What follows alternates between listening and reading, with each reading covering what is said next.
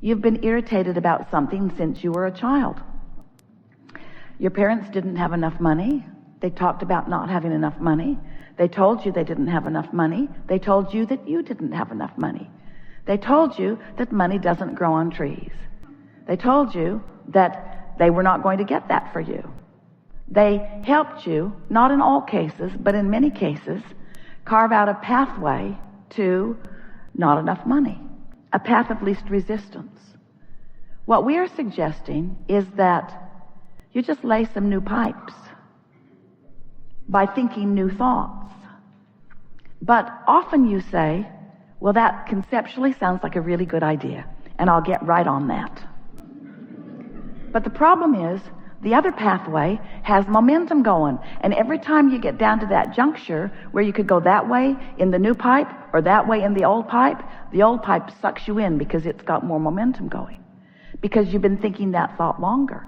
When you think a thought for as little as 17 seconds, another thought like it will join it. More momentum. As you stay focused there, another thought joins it. More momentum. When it crosses the 68-second mark, seriously, when it precisely crosses the 68-second mark, there's enough momentum now that things begin to occur to you in stronger fashion. We would call that, just for sake of clarification here, a manifestation point, a strong enough manifestation point. So now at the beginning of this gathering, we would like to suggest that you let those old pipes that are leading to unwanted things, like not enough money, or not enough clarity, or not enough vitality, or not enough of whatever it is that you want more of, we suggest that you let them clog up from neglect. And the way you let them clog up from neglect is by not thinking those thoughts. So, how do you not think a thought that already has some momentum going? By getting a head start on it. By thinking another thought. I'm not going to think about that thing that I've been thinking about that's not good for me to think about. So I'm not going to think about that thing that I'm thinking about, because I'm not going to think about that thing that I'm thinking about because, well, you're thinking about it too, aren't you? I'm not going to think about that thing that I'm not going to think about because thinking about that thing is not good for me. So I'm not going to think about that thing that I'm not going to think about anymore. I'm not going to think I'm thinking about it. I'm thinking about it. I'm thinking about it, but I don't want to think about that thing that I'm thinking about. I don't mean to think about that thing that I'm thinking about. I can't stop thinking about that thing that I'm thinking about. It's like that thing that I'm thinking about is thinking me. So we want you to realize that there's going to be some of that. Now, if we were standing in your physical shoes, we'd be reaching for thoughts that caused us to blend with the vibration of our source, because we understand how the whole thing works, and that's why we want to explain it to you. As you've been here in this physical body as an extension of that source energy, you've been sifting through the contrast, as we said when we first greeted you today.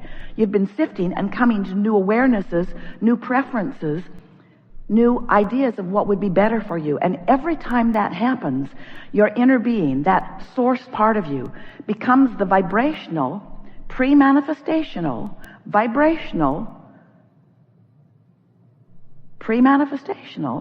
vibrational reality of that. So now you've caused your inner being to expand, to be more prosperous, to have more fun, to feel more exhilarated.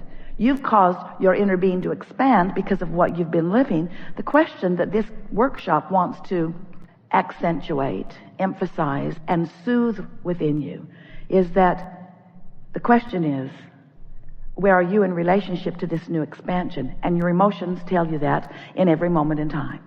So the happier you are, the more blended you are, or the more resonance you have with that, or the more allowing you are.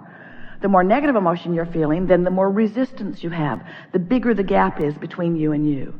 And happily ever after is about that closing gap.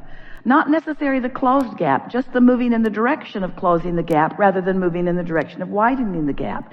You're not ever going to get it done. You're not going to really ever close that gap until you croak.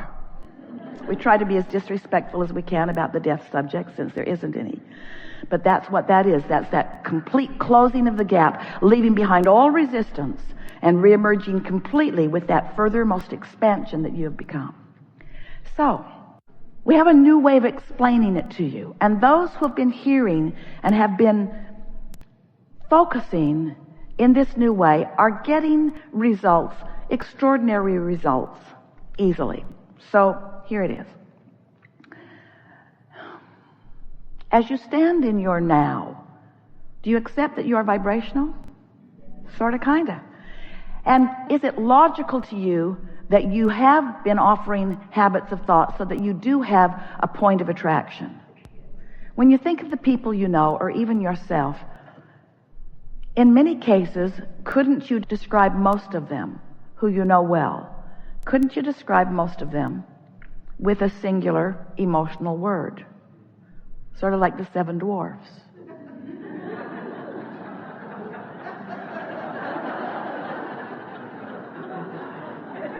Bashful and happy. In other words, don't you know ornery? Don't you know pensive? Don't you know defensive? Don't you know eager? Don't you know happy?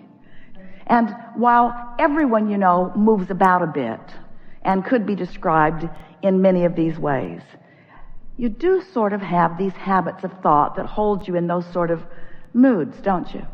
So we would like you to think of those moods or emotions as vibrational points of attraction, just like the emotional scale that we talked about a few years ago, where there's despair and fear and grief, really low feeling vibrations.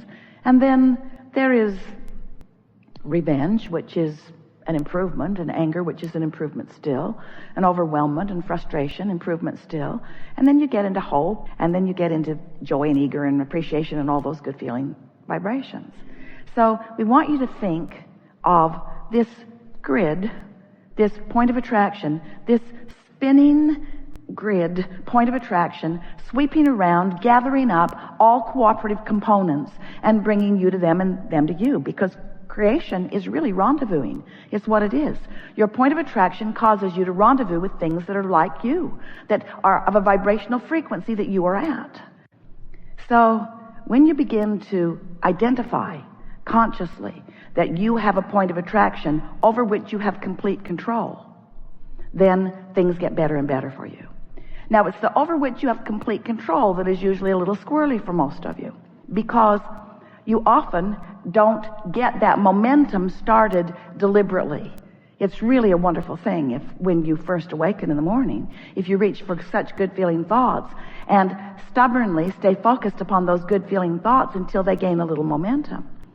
And in order to accentuate this with you, to sort of really drive the point home with you so that you can be more determined, more aware, that's really what we want you to be aware of, more aware of what you're doing with your point of attraction. So we've begun to call your point of attraction some things that sort of get your attention. We began calling your point of attraction, where you stand right now, your grid. It's sort of like the framework of a building. It's the grid that we'll fill in later.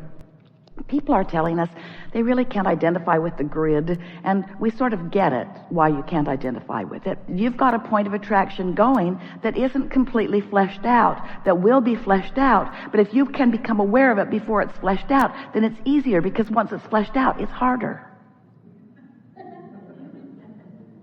Our favorite story to accentuate that is, you tell us, or it's like you say, Abraham, I've fallen out of an airplane, and I do not have a parachute.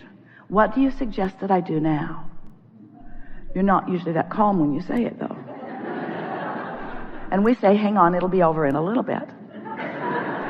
Because there's not much that you can do at that point.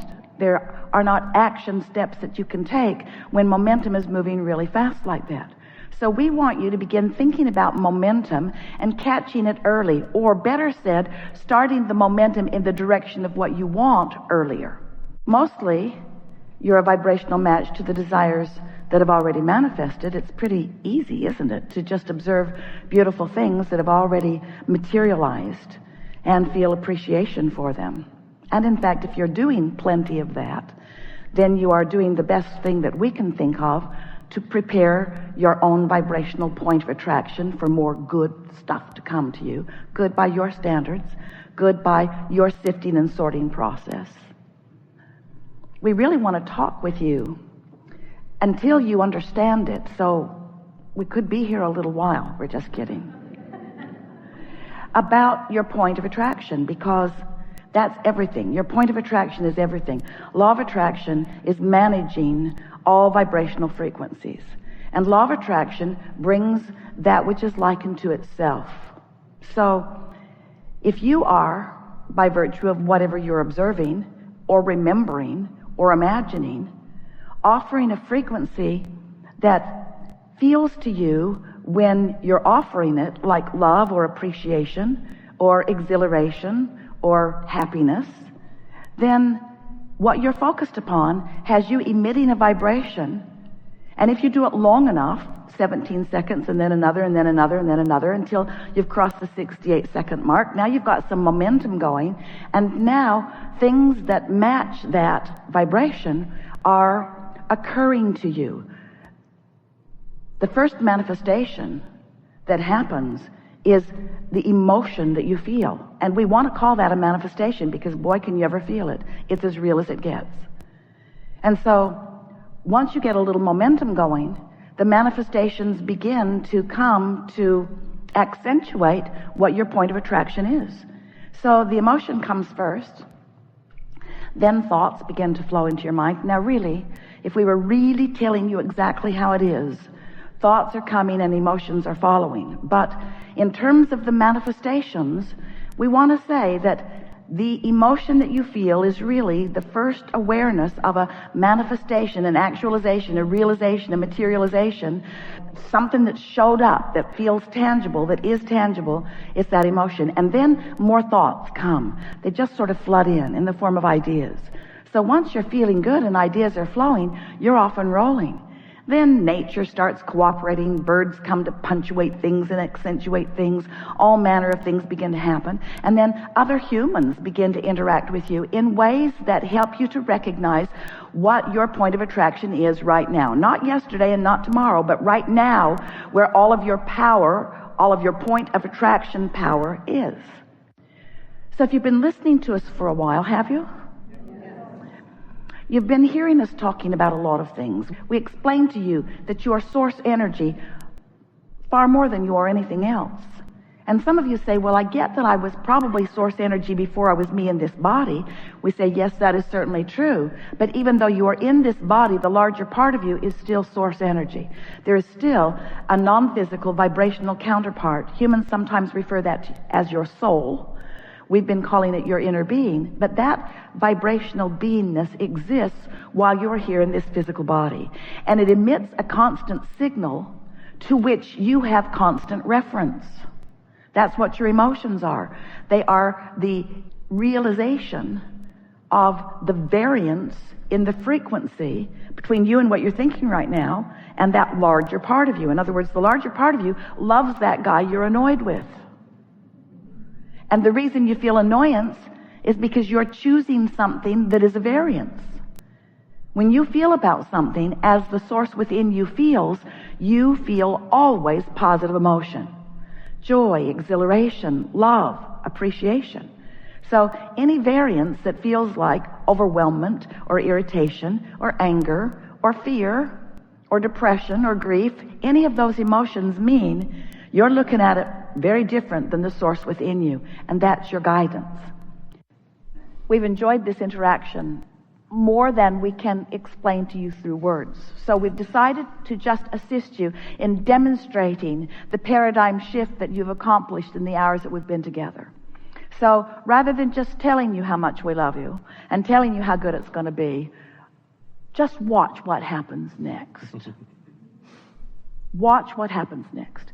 Move forward with expectation of improvement in every area of your experience. And as they begin coming, and they will, these moments of awareness, stop for a moment and just acknowledge what happened here in this vibrational resetting of your point of attraction. There is great love here for you.